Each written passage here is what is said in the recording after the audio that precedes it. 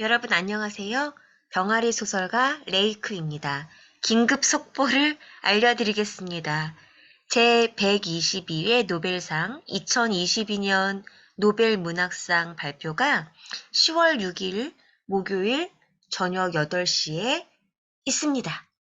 여러분, 올해 노벨 문학상 주인공은 누가 될까요?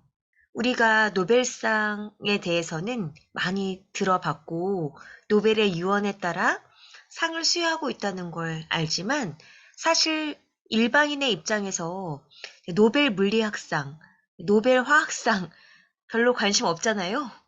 일반인 입장에서 본다면 노벨 문학상이랑 노벨 평화상 정도가 관심 가는 인물이지 않을까 하는데, 우리나라에서 노벨상 수상자가 안 나올 줄 알았다가 김대중 전 대통령이 노벨 평화상을 받은 적이 있었고요.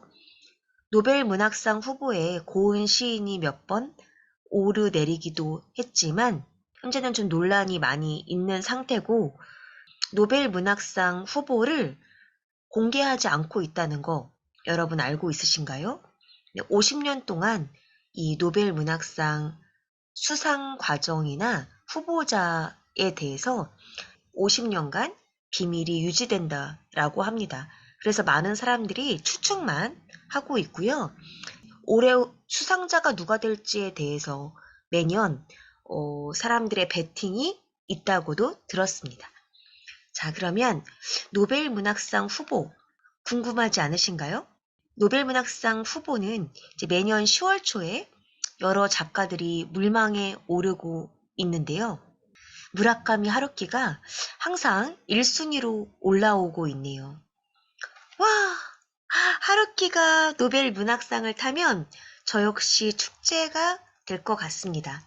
제가 작가의 서재로 제일 먼저 소개했던 책이 하루키의 1Q84였고, 무라카미 하루키의 오래된 팬으로서 하루키가 노벨 문학상을 받는다면 이보다 더 기쁜 일이, 무라카미 하루키가 뭘로 유명하냐라고 묻는다면 아마도 대표작이 노르웨이의 숲이었고요.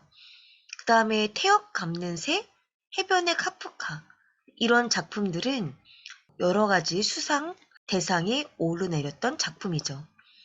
그래서 주요 작품을 보시면 이렇게 많은 작품들이 나오고 있네요. 노르웨이의 숲, 상실의 시대, 해변의 카프카, 이런 작품이 제일 뛰어난 작품이 아닌가 싶고, 개인적으로 1순위는 1Q84. 여전히 저는 1Q84가 하루키의 대표작이다 라고 생각하고 있습니다. 아까 말했던 고은 시인은 조금 논란의 여지가 있는 중이고요.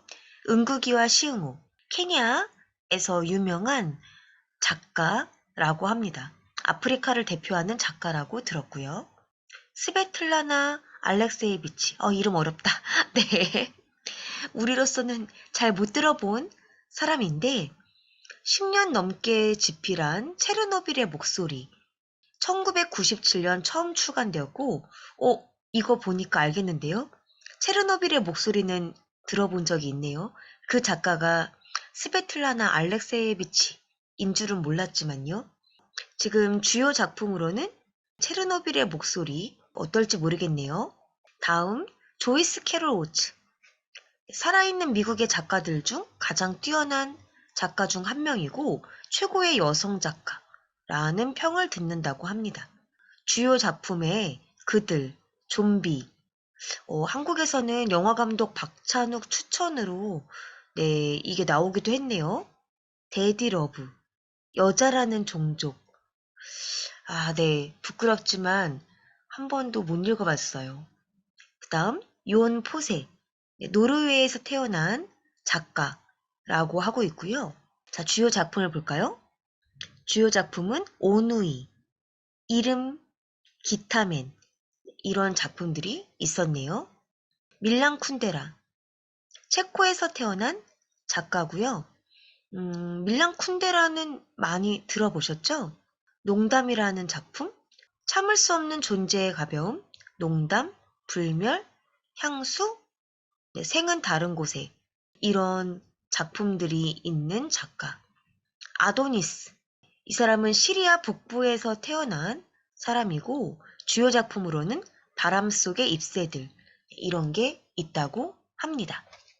자, 노벨 문학상은 문학 분야에 뛰어난 기여를 한 사람에게 수여하는 상이고 지금까지 2021년까지 총 118명의 수상자를 배출했고 첫 번째 노벨 문학상은 1901년 프랑스 시인인 르네 프랑스와 아르망 프리돔이 수상했다라고 하네요.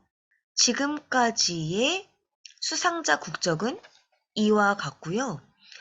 대체적으로 수상자를 좀 대륙마다 고르게 분배하려고 한다 그래서 이번에 이제 아시아 쪽에서 나오지 않을까 하는 기대를 하고 있는데 최근까지 아프리카 쪽에서 수상자가 많이 있었던 건 사실입니다. 2010년 이후에 노벨 문학상 어떤 사람들이 탔었는지 잠깐 보면 2010년도에는 페루의 시인인 마리오 바르가스 요사, 2011년에는 스웨덴의 시인 토마스 트란스트 레메르, 잘 몰라요.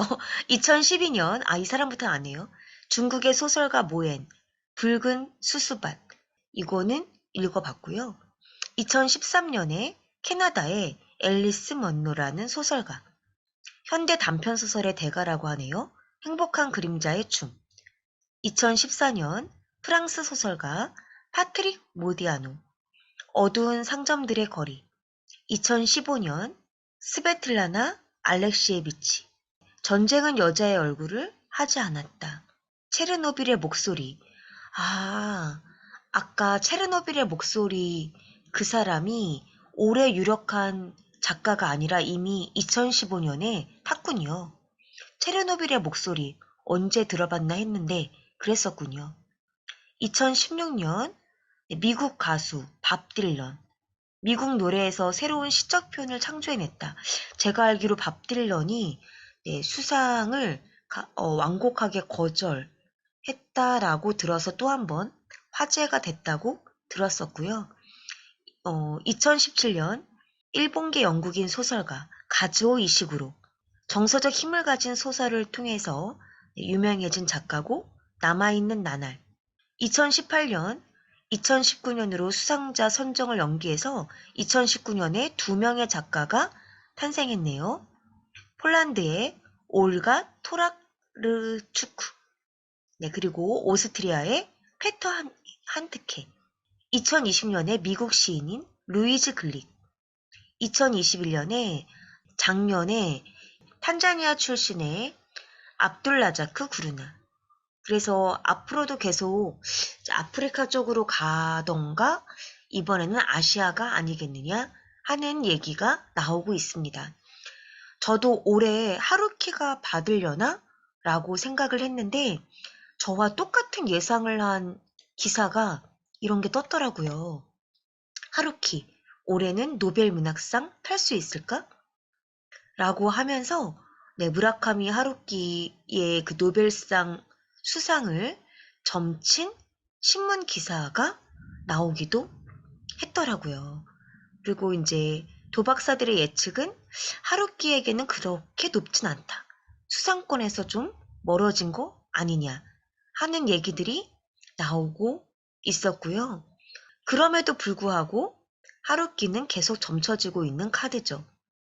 네, 하루키가 생각하지 않는다 라는 얘기를 계속 내보낸다 라고 했는데 하루키도 계속 자기가 수상 후보에 오르내린다 라는 걸 알아서 그런지 좀 신경 쓰는 멘트를 했던 것 같습니다. 그래서 이런 인터뷰를 했다고 하네요. 2018년 미국 뉴욕에서 기사단장 죽이기 출판 기념 이벤트에서 중요한 것은 낸 세금의 액수와 과거의 여자친구에 대해 말하지 않는 것, 그리고 노벨 문학상에 대해 생각하지 않는 것입니다. 하루키 생각하지 않는다 라고는 했지만 수상을 꿈꾸지 않는다 라는 건 아니죠. 네, 노벨 문학상 수상자가 되어서 말할 수 있다면 얼마나 좋을까요? 하루키를 응원합니다. 그의 문체를 사랑합니다. 네, 하루키가 인기가 있는 이유는 그 건조한 말투 속에 담겨 있는 매력, 캐릭터를 흉내낼 수 없는 그만의 필체라고 생각하고, 그리고 누구도 따라올 수 없는 스토리의 힘, 이 시대에 단연 앞장서는 작가라고 생각합니다. 하지만 유명한 작가가 모두 노벨 수상자가 됐던 건 아니에요. 인기에 비례하는 게 아니다 보니 노벨 수상자가 된다고 확언할 순 없지만 당신은 제 마음속에 영원한 1등입니다. 네, 하루키에 대한 사심으로 만들어본 올해 2022년 노벨 문학상 수상자 누가 될까? 두둥두둥두둥. 여러분 같이 한번 기대해 주세요.